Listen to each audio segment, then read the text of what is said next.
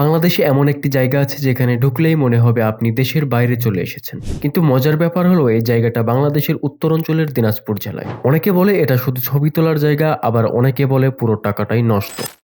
কিন্তু আজ আমি নিজের চোখে দেখে আপনাদেরকে সত্যটা দেখাবো এবং জানানোর চেষ্টা করব কিভাবে এখানে আসবেন, কি কি দেখবেন, কোথায় খাবেন এবং কত টাকা খরচ হবে। তো চলুন শুরু করি আমাদের আজকের যাত্রা।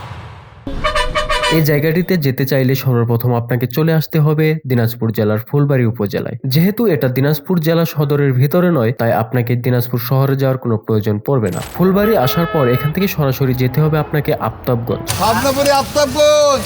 আর ফুলবাড়ী থেকে আফতাবগঞ্জ অটো ভাড়া হচ্ছে মাত্র 30 টাকা। আফতাবগঞ্জ আসার পর একটি ভ্যান অথবা অটো নিয়ে সরাসরি চলে যাবেন স্বপ্নপুরী। আফতাবগঞ্জ থেকে স্বপ্নপুরী পর্যন্ত ভাড়া নেওয়া হবে মাত্র 20 টাকা। খুব অল্প সময়ের ভিতরেই চলে আসবেন স্বপ্নপুরী পার্কের গেটে। গেটের সামনেই দেখতে পারবেন একটি ছোট টিকিট কাউন্টার, আর এই হচ্ছে আমার টিকিট। এখানে ঢোকার জন্য জনপ্রতি টিকিটের মূল্য রাখা হয়েছে মাত্র 100 টাকা। ভিডিওর শুরুতেই আমি বলেছিলাম এখানে ঢুকলে আপনার মনে হবে আপনি বাংলাদেশের ভিতরে নেই।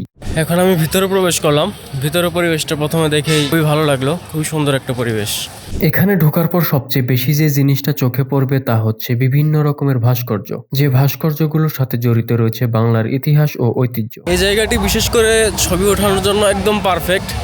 যারা আসবেন এখানে প্রচুর প্রচুর পরিমাণ ছবি ওঠাতে পারবেন।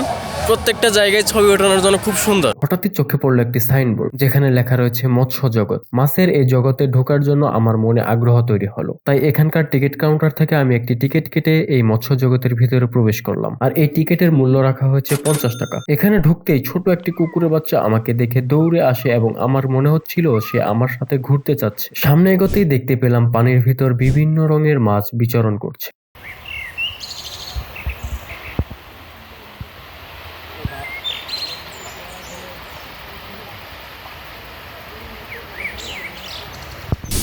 আমি ভাবছিলাম এটার ভিতরে কি না কি আছে, যার জন্য 50 টাকা টিকিট কেটে এটার ভিতরে ঢুকছি।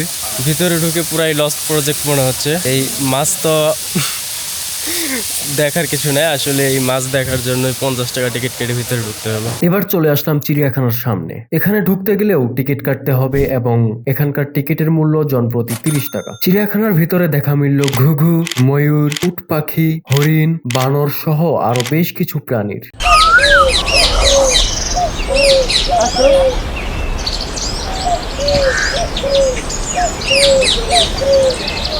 এখানে আপনি কসমেটিক্স, আসবাবপত্র, বাচ্চাদের খেলনা সহ বিভিন্ন আইটেমস কিনতে পারবেন। আমার কাছে এই রাস্তাটি বেশ সুন্দর লেগেছে। আপনার কাছে কেমন লেগেছে অবশ্যই কমেন্ট করে জানাবেন। এখানে বেশ কয়েকটা বড় মাঠ রয়েছে যেখানে দূর দূরান্ত থেকে আসা গাড়িগুলো পার্কিং করা হয়েছে এবং তারা এখানে রান্না বাড়ি করছে।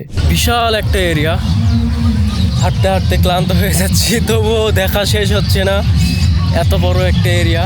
রাস্তার ধারে সুন্দর করে বসে থাকার মতো জায়গা করা হয়েছে যেখানে বসে একটু বিশ্রাম করে নিলাম এবং পানি খেয়ে নিলাম। এই পার্কের ভিতরে খুব সুন্দর করে তৈরি করা হয়েছে একটি বিশ্রামাগার। শিশুদের বিনোদনের জন্য যথেষ্ট ব্যবস্থা করা হয়েছে। সব মিলিয়ে বলতে গেলে পরিবার, পরিজন, আত্মীয় স্বজন নিয়ে ছুটির দিনে ঘুরতে আসার মতো সুন্দর একটি জায়গা এটি।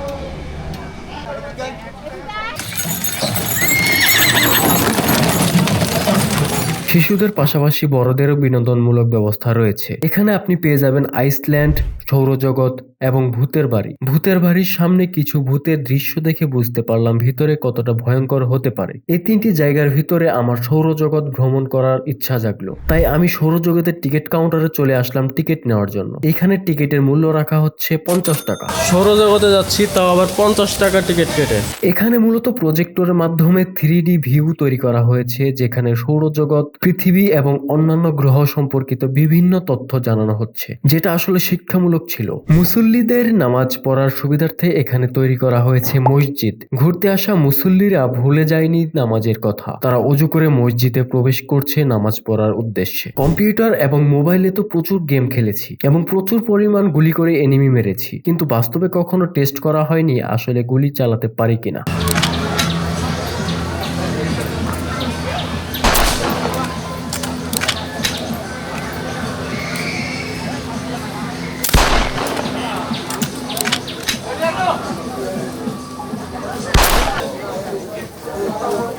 একজন ক্যামেরাম্যানের অভাবে ছবি ওঠাতে পারছি না। একা একা এসেছি, একা একা ঘুরছি। একজন ক্যামেরাম্যান যদি থাকতো খুব সুন্দর সুন্দর ছবি ওঠানো যেত। সেক্ষেত্রে অবশ্যই আপনারা আসার সময় সাথে করে একজন করে নিয়ে আসবেন, মূলত ছবি তোলার জন্য হলেও। ভাল্লুক এখানে দেখতে পাচ্ছেন নতুন করে আরও এগুলো তৈরি করা হচ্ছে, এটা ভাল্লুক তৈরি করা হবে এটা দিয়ে। এটা হচ্ছে এখানকার জাদুঘরের গেট, কিন্তু আমি জাদুঘরে যাব না, আমি যাব তার পাশেই রয়েছে কেবল কার, সেই কেবল কারে। আর কেবল কারের টিকিট মূল্য 50 টাকা। ধন্যবাদ ভাই। কেবল কারে উঠতে গিয়ে আমি একটা টিকিট কেটেছিলাম, সেই টিকিটটা বাতাসে উড়ে গিয়েছিল অনেক দূরে। তো এখানকার যে ভাইটি ছিল সে আমাকে এই টিকিটটা আবার খুঁজে নিয়ে এসে দিল। এখন আমি কেবল কারে উঠবো এবং এটার অনুভূতিটা আপনাদের সাথে শেয়ার করবো। এবার এটাতে উঠে বসলাম, এটা কিছুক্ষণের ভিতরে ছাড়বে এবং আমি এই জায়গাটাতে যাব। এই জায়গাটাতে যাওয়ার পর সত্যি খুবই ভালো লাগবে যতটুকু মনে হচ্ছে। এত উঁচু থেকে নিচের মানুষগুলো দেখতে খুবই ছোট লাগছিল এবং উপর থেকে পুরো পুকুরটাকে দেখতে খুবই সুন্দর লাগছিল। সত্য বলতে গেলে এই মুহূর্তটা ছিল আমার কাছে চমৎকার। আমরা এখন মাটি থেকে অনেক উঁচুতে, এই জায়গাটি থেকে দেখতে খুবই সুন্দর লাগছে। পুরো ভিউটা একবার দেখুন কত সুন্দর। এখানে উঠে সত্যি খুব ভালো লাগলো। এখন একবার আমরা এই পাশে এসেছি, আবার এই পাশ থেকে ওই পাশে যাব। এখান থেকে পুরো ভিউটা দেখতে বিশেষ করে সবচেয়ে বেশি ভালো লাগছে। এখান থেকে একবার দেখুন ভিউটা কত সুন্দর।